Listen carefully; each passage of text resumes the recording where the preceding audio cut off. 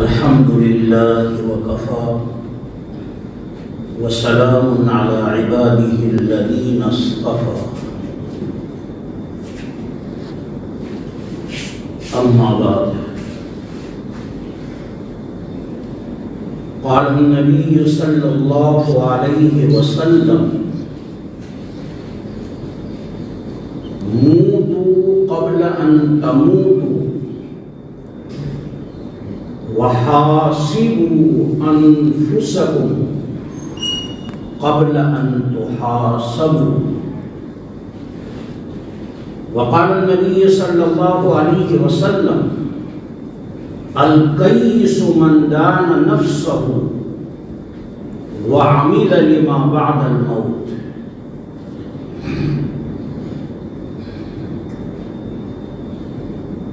محترم بزرگوں اور عزیز نوجوانوں،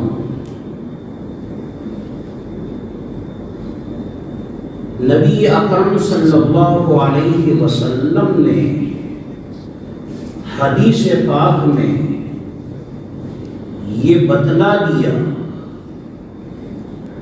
کہ عقل مند آدمی کون ہے۔ آج دنیا میں عقل مند اس کو سمجھا جاتا ہے، آج دنیا میں عقل مند اس کو سمجھا جاتا ہے جو مال کمانا خوب جانتا ہو، جو دولت اکٹھا کرنا خوب جانتا ہو، اور جو پیسے سے پیسے بنانے کا ہنر جانتا ہو، دنیا اس کو عقل مند کہتی ہے۔ نبی اکرم صلی اللہ علیہ وسلم نے فرمایا عقل مند حقیقت میں وہ شخص ہے کہ جو اپنے نفس کو قابو میں کرے۔ الکیس من دان نفسہ، کیس کے معنی ہے عقل مند اور دان کے معنی ہے قابو میں کرنا۔ الکیس من دان نفسہ، نبی اکرم صلی اللہ علیہ وسلم نے ارشاد فرمایا عقل مند آدمی وہ ہے جو اپنے نفس کو قابو میں کرے اور اپنے نفس کی خواہشات کے پیچھے نہ جائے اور اپنے نفس کو اللہ کی مرضی کے تابع بنائے اور رب چاہی زندگی گزارے، من چاہی زندگی نہ گزارے۔ وَعَمِلَ لِمَا بَعْدَ الْمَوْتِ، اور مرنے کے بعد والی زندگی کے لیے تیاری کرے۔ یہ حدیث پاک کا میں نے ترجمہ کیا۔ اس حدیث پاک میں نبی پاک صلی اللہ علیہ وسلم نے ارشاد فرمایا کہ حقیقت میں عقل مند کون ہے؟ الکیس من دان نفسہ، عقل مند حقیقت میں وہ ہے جو اپنے نفس کو قابو میں کرے، اپنے نفس کو خواہشات کے پیچھے نہ چلنے دے، بلکہ اللہ کی رضا کے تابع کرے اور وہ کام کرے جس سے اللہ خوش ہوتے ہوں اور اللہ راضی ہوتے ہوں۔ وَعَمِلَ لِمَا بَعْدَ الْمَوْتِ، اور مرنے کے بعد جو چیزیں کام آنے والی ہیں اعمال صالحہ، ان کی فکر کرے اور اس کی تیاری میں لگے، موت کی تیاری میں لگے، وہ ہے حقیقت میں عقل مند اور ہوشیار اور سمجھدار۔ اور جس میں یہ خوبی نہیں وہ عقل مند کہلانے کے لائق نہیں، وہ بے وقوف ہے، چاہے دنیا اس کو کتنا ہی بڑا عقل مند کیوں نہ سمجھتی ہو۔ لیکن نبی پاک صلی اللہ علیہ وسلم کی نظر میں اور شریعت کی نظر میں وہ شخص بے وقوف ہے کہ جو ارسم کے جو ہے اپنی آخرت کو بھلائے کرنا۔ محترم بزرگ، ایک محدث گزرے، ان کا نام تھا عبد الرحمن، بڑے محدث تھے اور بزرگ تھے. ایک صاحب کے دل میں، ان کے زمانے میں ایک صاحب کے دل میں شوق پیدا ہوا. حضرت عبد الرحمن کے زمانے میں ایک صاحب کے دل میں شوق پیدا ہوا کہ میں بزرگوں سے ملاقاتیں کروں، میں علماء سے ملاقاتیں کروں، اور میں محدثین سے ملاقاتیں کروں، اور ملاقاتیں کر کے ان سے ایک ہی سوال کروں، اور وہ کیا جواب دیتے ہیں اس کو محفوظ رکھوں، ان کے جواب کو. چنانچہ جن صاحب کے دل میں یہ خیال آیا تھا کہ میں بزرگان دین سے ملاقات کروں، علماء سے، محدثین سے، اللہ والوں سے ملاقات کروں، اور ملاقات کر کے ان سے ایک سوال کروں، وہ کیا جواب دیتے ہیں.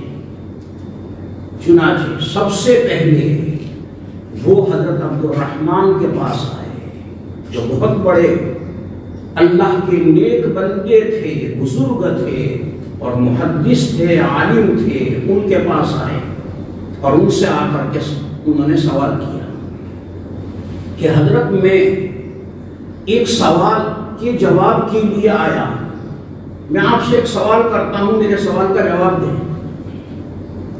تو حضرت عبد الرحمن نے فرمایا پوچھو، کیا پوچھنا ہے، کرو سوال جو کرنا ہو.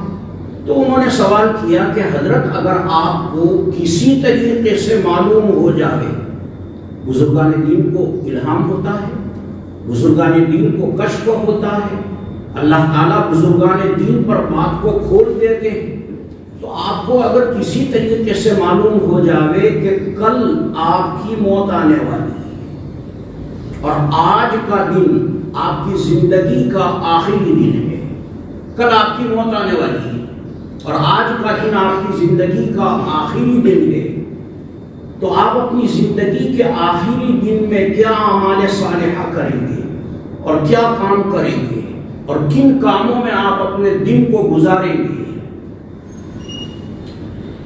تو حضرت عبد الرحمن نے جواب دیا کہ میں وہی کام کروں گا جو روز کرتا ہوں.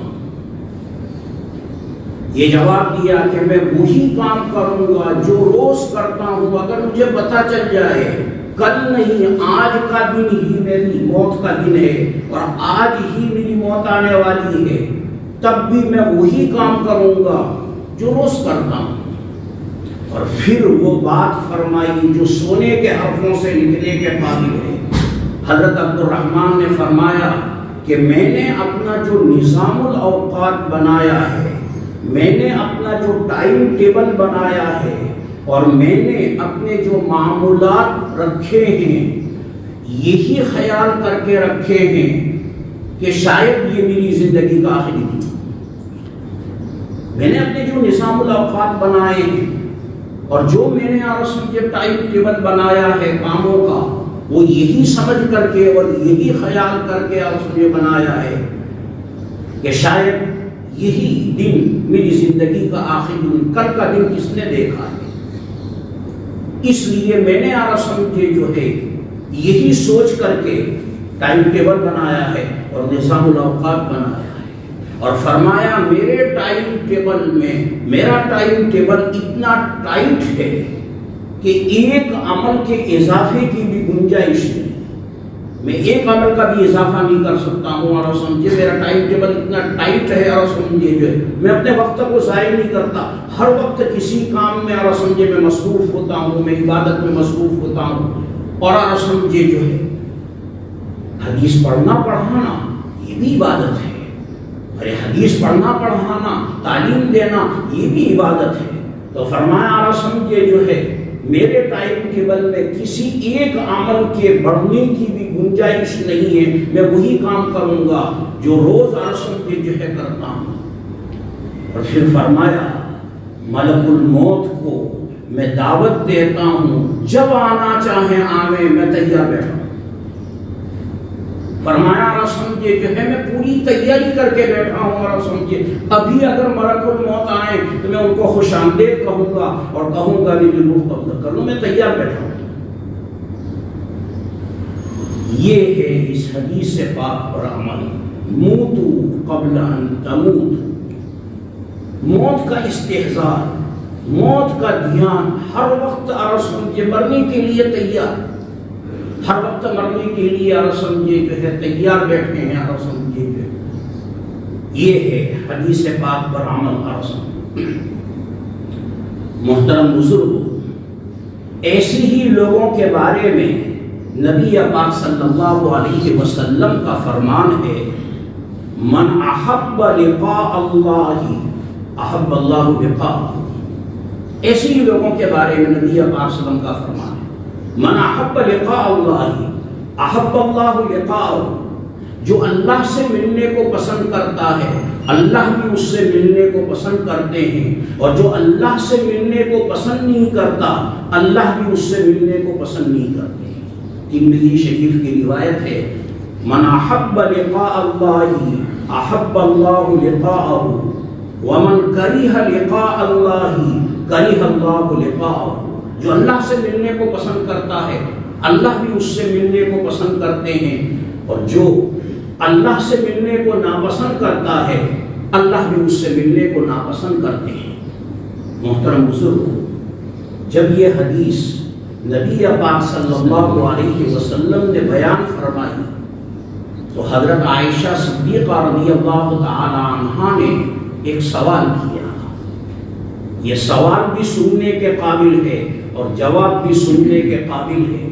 حضرت عائشہ صدیقہ رضی اللہ تعالی عنہا نے نبی اکرم صلی اللہ علیہ وسلم سے سوال کیا کہ یا رسول اللہ، موت سے تو ہر ایک گھبراتا ہے،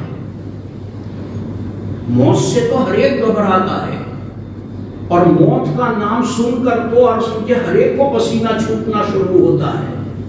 موت کو تو کوئی پسند نہیں کرتا، اور موت کے بغیر اللہ سے ملاقات ہو ہی نہیں سکتی۔ موت کے بغیر اور سمجھیے جو ہے کوئی آدمی اللہ سے مل ہی نہیں سکتا اور اللہ کے سے ملاقات ہو ہی نہیں سکتی۔ تو کیا موت کو ناپسند کرنا اللہ کی ملاقات کو ناپسند کرنا ہے؟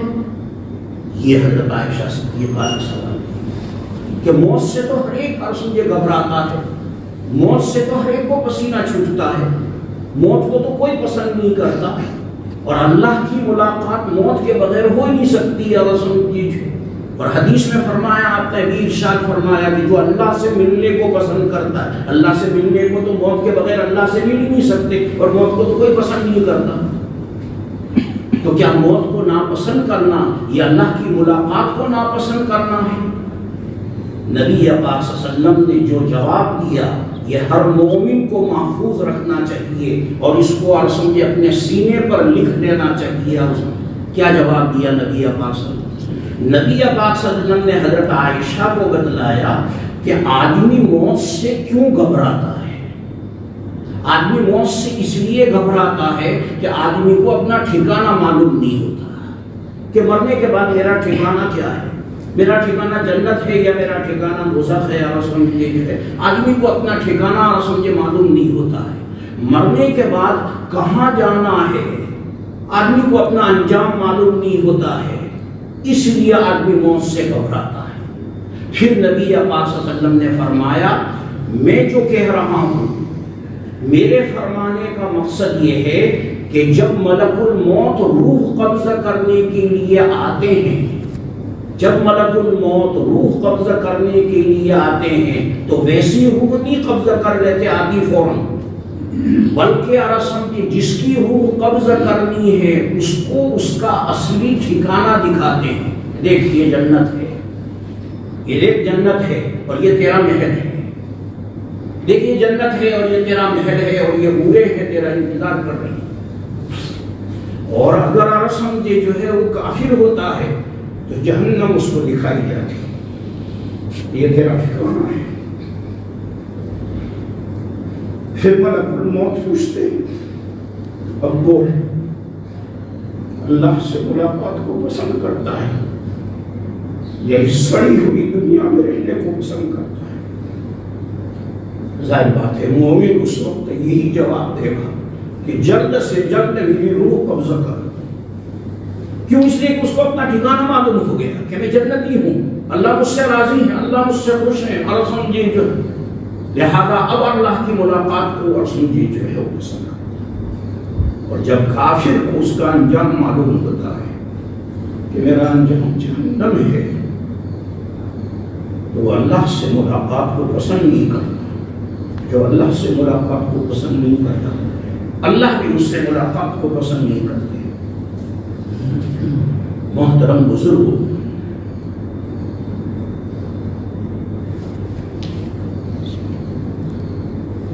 ہمارے اسلاف تھے حضرات صحابہ، ہر وقت موت کے لیے تیار بیٹھے رہتے تھے۔ حضرات صحابہ جو ہمارے اسلاف ہیں، جن کے ہم نام لیوا ہیں، وہ ہر وقت موت کے لیے تیار بیٹھے رہتے تھے۔ اور جس دن جنگ ہونے والی ہوتی، جنگیں ہوئی ہیں، غزوہ بدر ہے، غزوہ احد ہے، غزوہ خندق ہے، اور دوسری کتنی آرسن کے نبی پاک صلی اللہ علیہ وسلم کی وفات کے بعد بھی کتنی جنگیں ہوئی ہیں۔ جس دن جنگ ہونے والی ہوتی تھی، اس سے ایک دن پہلے ہر صحابی اتنا خوش ہوتا تھا اور ان کی زبان پر یہ ترانہ ہوتا تھا، غدن نلقی الاحبہ محمد و حزبہ، یہ پڑھتے تھے، غدن نلقی الاحبہ، کل کو دوستوں سے ملاقات ہوگی علیین میں، غدن نلقی الاحبہ محمد و حزبہ، کل کو دوستوں سے ملاقات ہوگی،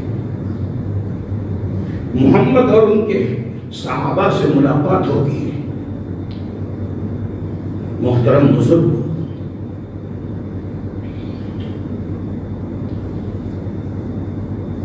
موت کا استحضار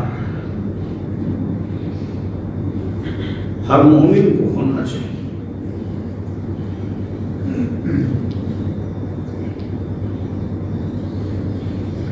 یہ دنیا کی زندگی دائمی زندگی نہیں، یہ چند روزہ زندگی ہے۔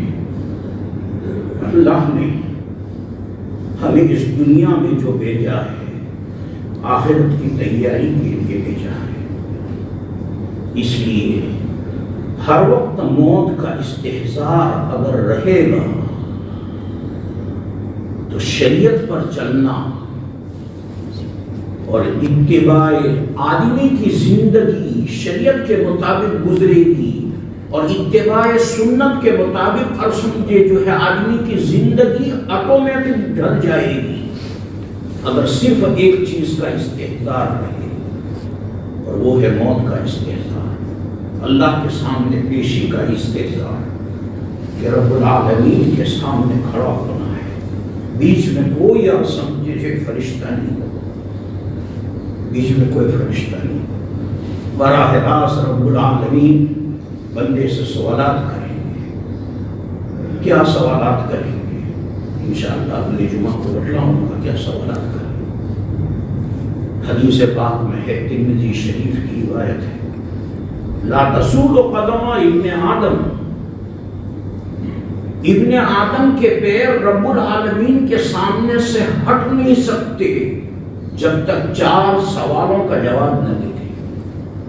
اللہ 4 سوال کریں گے، ہر بندے سے 4 سوال، جب تک وہ 4 سوالوں کا جواب پر سمجھے نہیں دے گا رب العالمین کے سامنے سے ہٹ نہیں سکتے۔ اللہ تعالیٰ مجھے بھی آخرت کا استحضار نصیب کرے، اور آپ سب حضرات کو بھی آخرت کا استحضار نصیب کرے۔ یہی اصل چیز ہے۔ دنیا کی زندگی، دنیا کے جھمیلے ہر وقت ساتھ رہتے رہے۔ آپ سوچتے ہیں ابھی چھوٹے چھوٹے بچے ہیں، ان کے لیے کمانا ہے، اور ان کے لیے آسان ہے۔ اگر ابھی آپ کی موت آ جائے مسجد میں تو بچوں کی کیا فکر کریں گے؟ ہر آدمی کو اپنی فکر کرنی چاہیے۔ بچہ جو آتا ہے ایک منہ لے کر کے آتا ہے، 2 ہاتھ لے کر کے آتا ہے، دونوں ہاتھوں سے کمائے گا۔ اللہ کسی کو بھوکا نہیں، رزق کی ذمہ داری اللہ نے دی، لہذا صبح سے لے کر شام تک آدمی دھندا اور گندا دنیا کے پیچھے ہم لگے ہوئے ہیں۔ اللہ ہمیں توفیق عطا فرمائے کہ ہم خواب غفلت سے بیدار اور کچھ آخرت کی فکر کریں۔ وآخر دعوانا